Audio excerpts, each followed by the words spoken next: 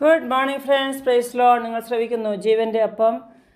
നമ്മൾ പ്രാർത്ഥിക്കുന്നത് father in heaven, holy be your name, hallowed be thy name. സ്വർഗസ്നായ ഞങ്ങളുടെ പിതാവേ, അങ്ങയുടെ നാം വിസ്തീകരിക്കണമേ. മത്തായിയുടെ സുവിശേഷം 6:9 യേശു പഠിപ്പിച്ച പ്രാർത്ഥനയാണ്. എന്താണോ ഇതേക്കുറിച്ച് അധികം നിങ്ങളോട് പറയാൻ പരിശുദ്ധാത്മാവ് എന്നെ പ്രേരിപ്പിക്കുന്നു.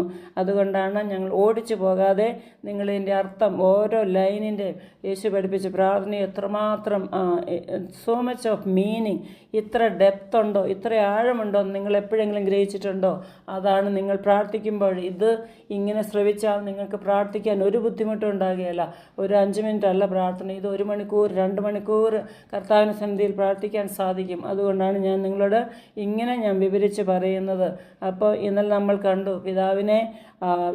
പിതാവിൻ്റെ നാമം, യേശുവിൻ്റെ നാമം വിശദീകരിക്കപ്പെടണമെങ്കിൽ നമ്മൾ വിശുദ്ധരായിരിക്കണം.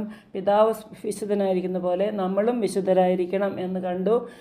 നമ്മുടെ ശരീരം പരിശുദ്ധാത്മാവിൻ്റെ ആലയമാണ്. വീണ്ടും വീണ്ടും നിങ്ങളെ ഓർപ്പിക്കുന്നു, നമ്മളെ തന്നെ ഓർപ്പിക്കണം എന്നും. എൻ്റെ ശരീരം പരിശുദ്ധാത്മാവിൻ്റെ ആലയമാണ്.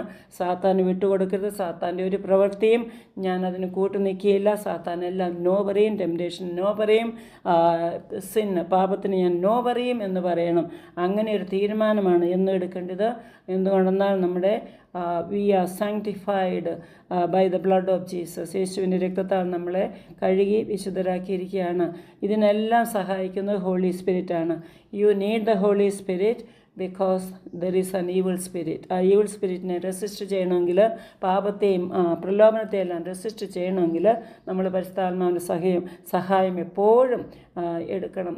പരിശുദ്ധാത്മാവേ, holy spirit, good morning, I need you, be with me every minute, every moment I need you എന്ന് പറയണം. നമ്മൾ ഓർക്കുമ്പോഴെല്ലാം പരിശുദ്ധാത്മാവിനെ വർഷിപ്പ് ചെയ്തുകൊണ്ടിരിക്കണം, ഹെൽപ്പ് ചോദിച്ചുകൊണ്ടിരിക്കണം. ഇത് ശരിയാണോ, ഇങ്ങനെ ഞാൻ ചെയ്യുന്നത് ശരിയാണോ, അങ്ങോട്ട് പോകണോ, ഈ ഡ്രസ്സ് ഉടുക്കണോ, ഇത് ഞാൻ വാങ്ങിക്കണോ, എല്ലായിടത്തും പരിശുദ്ധാത്മാവിൻ്റെ സഹായം ചോദിക്കും.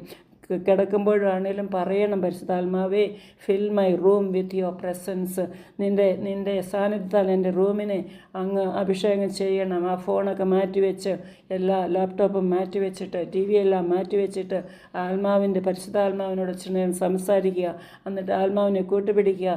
എനിക്ക് നല്ല ഉറക്കം തരണം, എനിക്ക് നല്ല സ്വപ്നം തരണം, എനിക്ക് നല്ല ഡ്രീംസ്, അതായത് നല്ല വിഷൻസ് തരണം. ദർശനം യോസേഫിന് കൊടുത്തതുപോലെ, യാക്കോബിന് കൊടുത്തതുപോലെ എനിക്ക് സ്വപ്നം തരണം.